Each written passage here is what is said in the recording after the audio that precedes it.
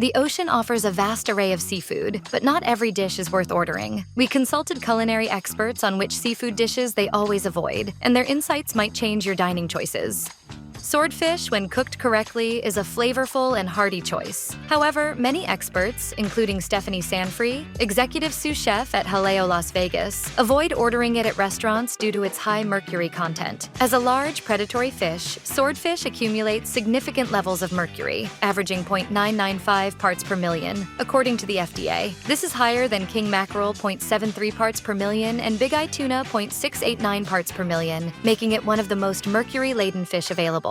Mercury is toxic to humans, and long-term exposure can lead to severe health risks, including an increased likelihood of cardiovascular disease. Even small amounts can be harmful over time. While some diners may still enjoy swordfish, many chefs and experts opt for safer seafood choices. But mercury isn't the only reason they steer clear of it in restaurants. Josh Copeland, owner of Camino Alto in San Francisco, laments, "Swordfish is a no thank you for me." Without getting too graphic, once the executive chef at Square One, almost 30 years ago, showed me why he won't eat them, I've never ordered one. When pressed for more details, Copeland pointed out that swordfish tend to have a higher incidence of parasites and tumors than other fish. He elaborated further, stating, "Then I learned about mercury levels and their endangered status. For all those reasons, my preference is to avoid them."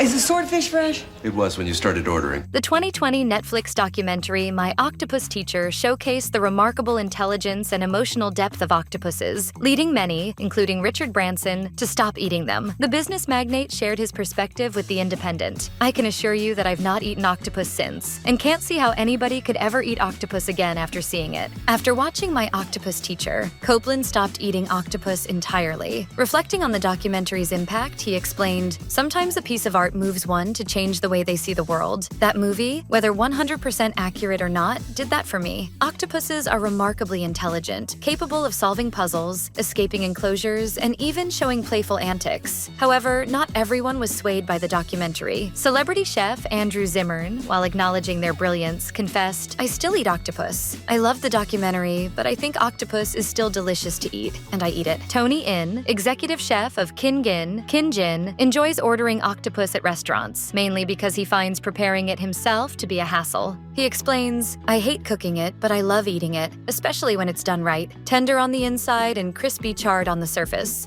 If you ever come across wild-caught tilapia at a market, chances are it's a misleading label. Native to Africa, tilapia thrives in aquaculture due to its rapid growth and tolerance for overcrowding, making it one of the most affordable and widely farmed fish globally. However, the ease of farming tilapia comes with serious concerns. Many farms, especially in China, where much of the U.S. supply originates, have been linked to poor practices, including pollution, excessive chemical use, and even contamination with animal waste. These issues have led some chefs to avoid the fish entirely. Private chef Davide D'Andrea, for one, refuses to order tilapia in restaurants. While it's known for its mild flavor, he lost his appetite for it after learning about its production conditions. As he puts it, "Since the farms grow all the fish in the same vicinity, the fish aren't able to be raised in a clean environment. Knowing this information leaves me uneasy and is why I personally won't ever order this fish to eat." Sorry I sent back my food. See, I thought tilapia was a kind of pasta. No, it's a fish. Yeah, no, I know that now. Grilling a whole fish often seems like the most authentic way to enjoy seafood, allowing the fish to shine in its natural form. However, Oscar Cabezas, executive chef of Teleferic Barcelona, avoids ordering whole grilled fish in the U.S., as he believes many American chefs mishandle the preparation. He explained that the approach often doesn't do justice to the delicate flavors and texture the fish should have. As he put it, "I think there is a culture in America of eating fish well done. This is why I usually avoid ordering whole pieces, especially grilled within the United States." Cabezas reserves whole fish orders for northern Spain, particularly Catalonia and the Basque region, where the cooking style aligns with his preference for medium rare. Sanfree, too, refrains from ordering whole fish in the U.S., explaining that, "Not for any particular reason, but I imagine if I went abroad, and I were near the ocean, and I could have grilled whole fish straight from the water, I would do that."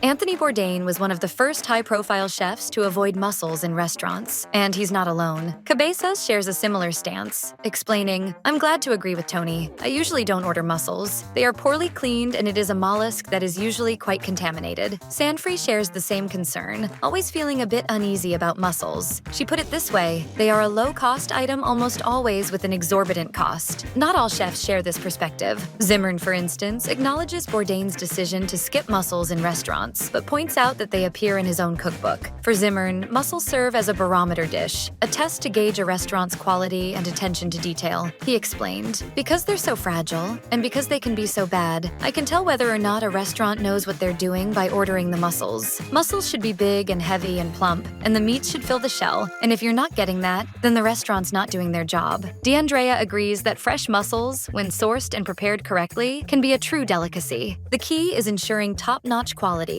As he put it, "I always first ask where the mussels come from. I personally love the ones from the Mediterranean Sea. They have so much flavor. I love it paired with pasta or served with garlic, lemon, and olive oil." The combination of seafood and cheese has been debated for centuries, possibly dating back to Aristotle's time. He believed cheese took longer to digest, while fish spoiled quickly, and warned that mixing them could have harmful effects on the liver. Though modern dishes like tuna melts and Greek shrimp saganaki prove this fear is likely unfounded, many chefs still avoid the pairing. D'Andrea explains that cheese can easily overpower the delicate flavors of fish, making the dish unbalanced rather than enhancing it. While some seafood dishes successfully incorporate cheese, it remains a culinary debate that divides both chefs and diners. Growing up in South Italy, fish and cheese are always served separately. Cabezas draws from his Spanish heritage, emphasizing tradition in his culinary approach. "My gastronomic tradition does not mix cheese with seafood. This is why many chefs dismiss cheese-heavy twists on Italian classics, like shrimp fettuccine alfredo." However, some take a more flexible approach, such as Chef In, who said, "I personally don't have an issue with it. I grew up in a predominantly American-Italian neighborhood, and honestly, we ate that quite a bit growing up." Copeland once followed the no seafood and cheese rules strictly. However, over time, he's become more open to the pairing. In his view, given the liberties chefs make today, it would be odd to make that combo one's line in the sand. "You can't put cheese on seafood? It breaks every culinary law." I'll put cheese on anything. Shark contains one of the highest mercury levels among fish, averaging 0.979 parts per million. However, most experts avoid ordering it in restaurants due to serious sustainability concerns. While some U.S. shark fisheries meet Marine Stewardship Council standards, sharks remain at risk due to slow reproduction rates, habitat loss, climate change, and public misconceptions. Overfishing and shark finning, driven by demand for delicacies like shark fin soup, have further devastated populations. Chef Andrew Zimmern, who explores these issues in his 2024 PBS series Hope in the Water, remarked, "There are a ton of fish I avoid given their lack of sustainability. If it's not from a sustainable fishery, I don't eat it. If something is not regenerative from the ocean, I do not eat it. Full stop." Sustainability in fisheries is always shifting. Mackerel, once a model of sustainability, was downgraded to amber by the Marine Conservation Society due to rising demand. Conversely, bluefin tuna has shown signs of recovery. Michael Carell, executive chef of Ruse, shared his thoughts with Mashed. Bluefin tuna used to be the most controversial one, but as of recently, it's made a comeback, especially with the tuna farms popping up in Spain and Mexico. Salmon, especially premium varieties like king salmon, can be quite costly, yet some restaurants offer it at surprisingly low prices. For our experts, these bargains raise red flags. Copeland shared his concerns, explaining, "If you buy salmon at a fast casual or just fast restaurant, it's likely going to be Atlantic salmon, which is probably the lowest farming standard of all salmon. Commercial salmon farming took off in the 1960s, but controversy followed. Today, nearly 70% of the world's salmon is farmed, yet concerns persist. Sanfrey notes issues like overcrowding and excessive antibiotic use, highlighting the industry's history of poor management. As she explained, farmed has been known to have poor practices which result in poor quality fish, and you can see it in the product as it arrives. Salmon farming has seen significant improvements, with better practices like relocating farms away from wild migration routes and reducing chemical treatments for disease control. Open water farming, in particular, enhances quality. Still, for D'Andrea, there's no debate. He remains unwavering in his stance. As he put it, wild always tastes better. Wild-caught salmon consistently commands a higher price, often costing 3 to 4 times more than its farmed counterpart. Copeland acknowledges this price gap, stating, "If the price seems too good to be true, it is." Some chefs avoid ordering certain seafood at restaurants, not due to taste, but because it's best enjoyed fresh in its native waters. Lobster is one such example, according to Zimmern, who quipped, "Unless I'm at a lobster shack in Maine, I'm not going to order lobster. I'd rather do it at home." Zimmern follows a similar approach with whelks and sea snails, refusing to order them because of the lengthy travel time. He added, "I'm not going to order them after they've made a 3,000-mile trek over here, because they've just made too far a schlep, but I love eating them in their countries of origin." In shares a similar view on hokkay, also called Okhotsk atka mackerel, typically caught off Japan's Shiratoko Peninsula. He also avoids sanma, the Pacific sari, which is tied to Japan's autumn migrations. As he explains, the quality is just not up to par due to seasonality and low demands here in the US.